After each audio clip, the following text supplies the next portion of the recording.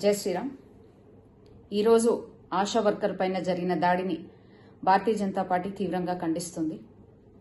సంవత్సరం క్రిందట ఆశా వర్కర్లకి 9,000 నుంచి 18,000 వేతనాన్ని పెంచుతామని ఏదైతే హామీ ఇచ్చారో దాన్ని అడగడానికి, దానిపై ఒక రిప్రజెంటేషన్ ఇవ్వడానికి డిఎంఈ ఆఫీస్కి వచ్చిన ఆశా వర్కర్లని మహిళలు అని కూడా చూడకుండా విచక్షణ రహితంగా వారిపైన చేయి చేసుకోవడం, వారిని అక్రమంగా అరెస్ట్ చేయడం చాలా బాధాకరమైన విషయం.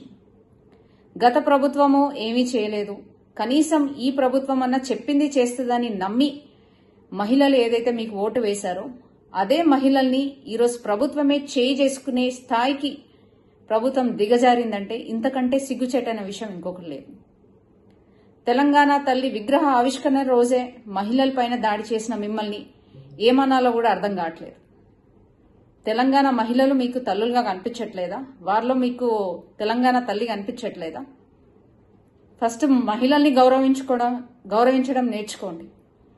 గత ప్రభుత్వం కంటే ఈ ప్రభుత్వము మహిళలపైన జరుగుతున్న అన్యాయాలు, అట్రాసిటీస్ రోజు రోజుకి పెరుగుతున్నప్పటికీ వాటిపైన ఏమాత్రం దృష్టి సారించకుండా కేవలం సంబరాలు చేసుకునే స్థాయిలో లక్షలు ఖర్చు పెడుతూ సంబరాలు మాత్రం చేసుకుంటున్నారు. ఇక్కడ సామాన్య ప్రజలు, మీకు ఓటేసిన ప్రజలు, మీరు హామీలు ఇచ్చిన పథకాల కోసం ఎదురు చూస్తున్న మహిళలు ఎంతగానో బాధపడుతున్నారో ఒక్కసారి ఆలోచించండి.